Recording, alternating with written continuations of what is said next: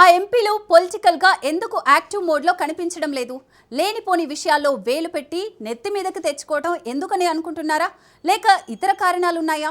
Tickets ఇచ్చి గెలిపించిన party నాయకత్వంపై ప్రత్యర్థులు దాడి చేస్తున్నా మౌనంగా ఎందుకుంటున్నారు? అసలు వాళ్ళంతా కాంగ్రెస్ వ్యవహారాలతో ఎందుకు అంటిముట్టినట్టుగా ఉంటున్నారు? ఎవరు వాళ్ళు?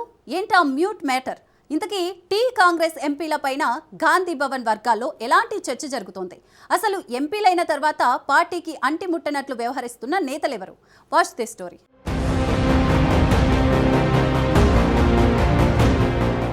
లోక్సభ ఎన్నికల్లో తెలంగాణ నుంచి 8 సీట్లు గెలుచుకుంది కాంగ్రెస్ పార్టీ.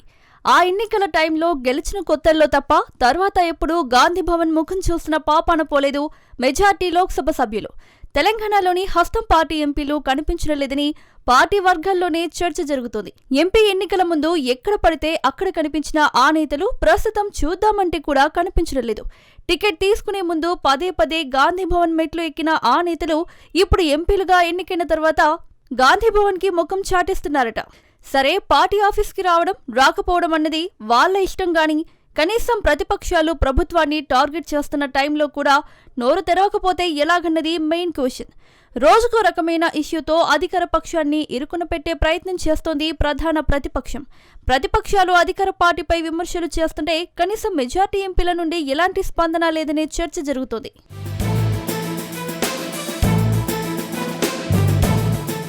తెలంగాణ హస్తం పార్టీలో ఆ ఎంపీలు ఎక్కడా అనే చర్చ గాంధీభవన్ వర్గాల్లో ఆసక్తి రేపుతోంది.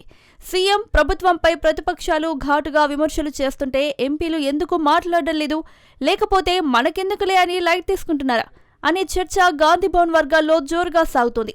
పార్టీ బీ ఫామ్పై రాష్ట్రం నుండి 8 మంది కాంగ్రెస్ ఎంపీలు గెలిచారు. ఇందులో యువ నాయకులు మొదటిసారి గెలిచిన Bhuvanagiri MP Chamala Kiran Kumar Reddy, Warangal MP Kadiyam Kavya, Peddapalli MP గడ్డం వంశీకృష్ణ, నల్గొండ ఎంపీ రఘువీర్ రెడ్డి, అలాగే మొదటిసారి ఖమ్మం ఎంపీగా గెలిచిన రఘురాం రెడ్డి. ఇక సీనియర్ నేతలు 3 గెలిచారు.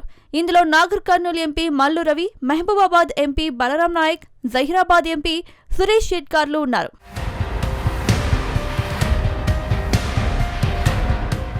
ఇక మరో 3 రాజ్యసభ సభ్యులు తెలంగాణ రాష్ట్రం నుండి ఉన్నారు. పార్టీలో సీనియర్ నాయకురాలు ఫైర్ బ్రాండ్ గా పేరున్న రాజ్యసభ ఎంపీ రేణుకా చౌదరి, యంగ్ ఎంపీగా పేరున్న అనిల్ కుమార్ యాదవ్, ఇక ఇటీవలే ఎన్నికైన అభిషేక్ సింఘ్వి, ఈ 3 కూడా పార్టీలో కీ రోల్ ప్లే చేసే సత్తా ఉన్న నాయకులే.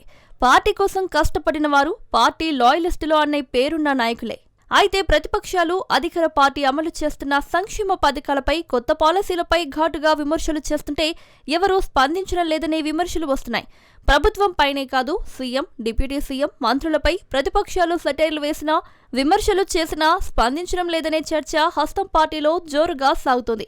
ఇలా ప్రతిపక్ష నేతలు అధికార పార్టీపై విరుచుకుపడుతుంటే ఎంపీలు మాత్రం మౌనంగా ఉంటున్నారని, ఇందుకైనా పార్టీ వీరికి టికెట్లు ఇచ్చిందనే చర్చ నడుస్తుంది. ఒక్క భువనగిరి ఎంపీ చామల కిరణ్ కుమార్ రెడ్డి మాత్రమే అప్పుడప్పుడు అడపాదడపా మాట్లాడుతూ వీడియోలు రికార్డ్ చేసి పంపిస్తుంటే, మరో రాజ్యసభ ఎంపీ హైదరాబాద్లో కార్యక్రమాలు నిర్వహిస్తున్నారు తప్ప మిగతా ఎంపీలు మాత్రం మౌనంగా ఉంటున్నారనే చర్చ జోరుగా నడుస్తుంది.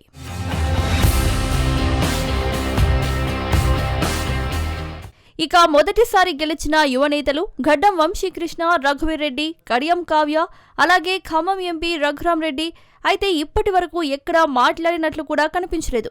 అసలు ఎంపీలుగా ఉన్నారా లేరా, ఎందుకు మాట్లాడడం లేదని గాంధీభవన్ వేదికగా విమర్శలు వినిపిస్తున్నాయి. ఇక సీనియర్లుగా 3 ఎంపీలు మల్లు రవి, బలరాం నాయక్, సురేష్ షెట్కార్లు సైతం తమకున్న అనుభవాన్ని ఎక్కడా చూపించడం లేదనే చర్చ నడుస్తోంది. ఇక ఇందులో చాలా మంది ఎంపీలు అసలు గాంధీ భవన్ మెట్లు కూడా ఎక్కడం లేదు.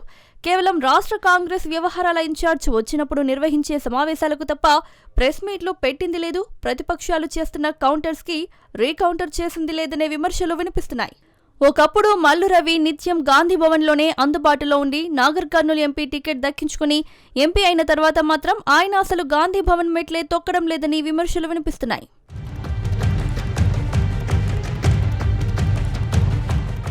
సరే, ఇక్కడ ఇలా ఉన్నారు, పోనీ ఢిల్లీలో అయినా వెలగబెడుతున్నారా అంటే అదీ లేదు. తెలంగాణ కాంగ్రెస్ ఎంపీలు ఇప్పటిదాకా పార్లమెంట్లో కూడా పెద్దగా సమస్యలు ప్రస్తావించిన దాఖలాలు లేవు. కొత్తగా ఎన్నికైన వాళ్లే కాదు, సీనియర్ నాయకులు కూడా సీఎం దగ్గర తప్ప మిగతా ఇష్యూల్లో పెద్దగా కనిపించడం లేదు. పేరుకు చెప్పుకోవడానికి 8 మంది ఎంపీలున్నారు కానీ పార్టీకి ప్రభుత్వానికి అండగా నిలబడుతున్నది మాత్రం ఇద్దరు ముగ్గురేనన్నది గాంధీ భవన్ టాక్. మిగిలిన వాళ్ళంతా అయితే మాకేంటి అనుకుంటున్నారో లేక మనకెందుకులే అని ఉదాసీనంగా వదిలేస్తున్నారో గాని ఆ వైఖరి మారకుంటే అంతిమంగా వాళ్ళకే నష్టమన్న మాటలు వినిపిస్తున్నాయి.